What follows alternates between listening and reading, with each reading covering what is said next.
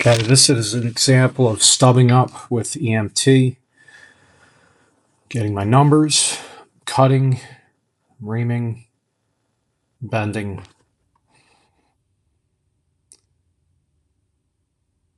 making my height mark, and I'll have to cut these pipes again.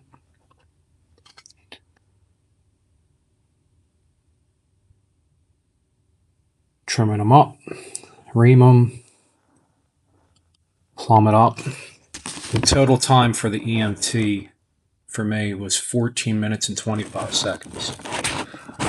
Here's an example of stubbing up with rigid. Rigid's a little tougher to work with. Got a cut, ream, bend with a Chicago bender. Rigid's a little less forgiving. Have to check the offsets, make some adjustments, I'm sure. Spin them on there. Go ahead and get my mark for height and cut and ream.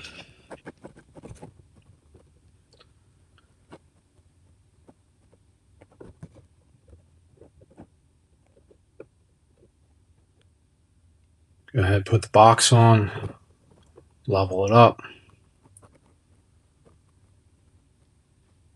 And the total time it took for me, the rigid stub up, is rigid was 29:18. Here's an example of the wireway, the new stub up wireway. This is with wire in it. It's in the pipe already, so all you have to do is push it through.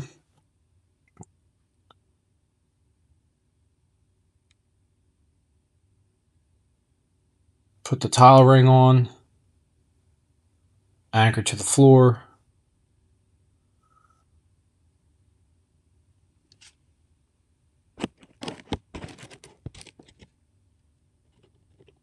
It's 4 minutes and 52 seconds for the new wireway.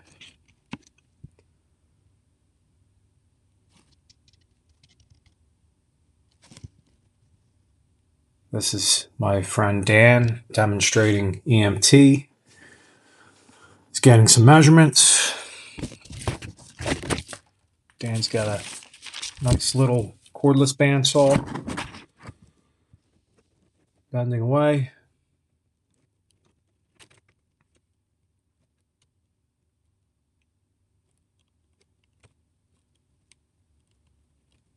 Trimming them up. Reamed them. Put your box on. Tile ring. Plumb it up. Dan's total time for EMT was 14 minutes 59 seconds. This is Dan's rigid demonstration.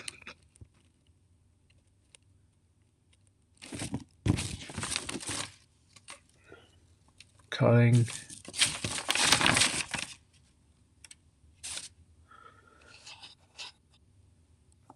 There was an equipment failure during Dan's go at this, so I ended up deducting 2 minutes from his time.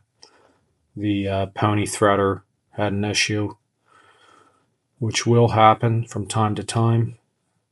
The advantage of the new wireway is we don't need to bend, cut, ream, thread. Stan putting his box on, tile ring, plumbing it up.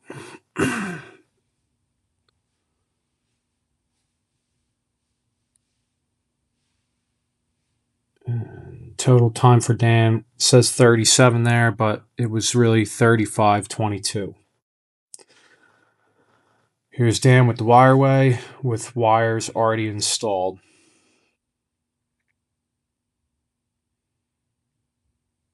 Slips the wireway on, then goes his box.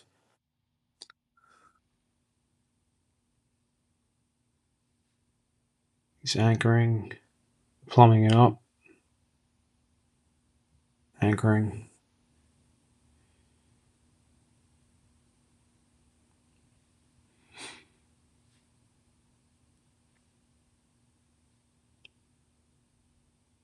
Tape up that tile ring, keep the mud out.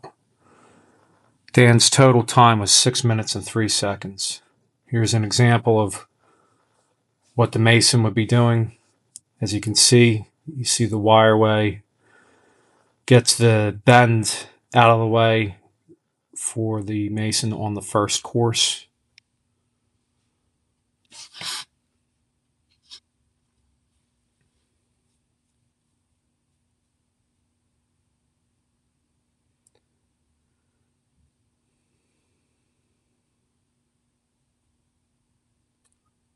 Now the mason needs to make some cuts just to get around that bend.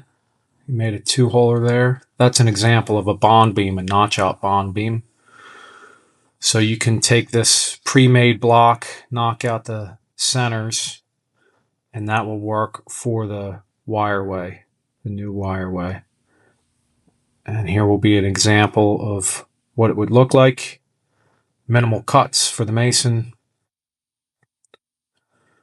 And it goes on, that block goes on just like any other block after that first course.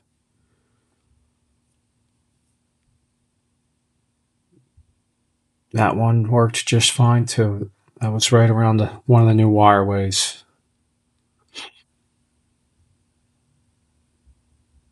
Yep, so just showing that this basically is not causing the mason any extra work.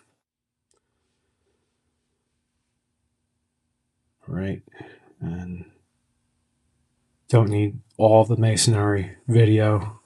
It was pretty long, so we cut most of it out.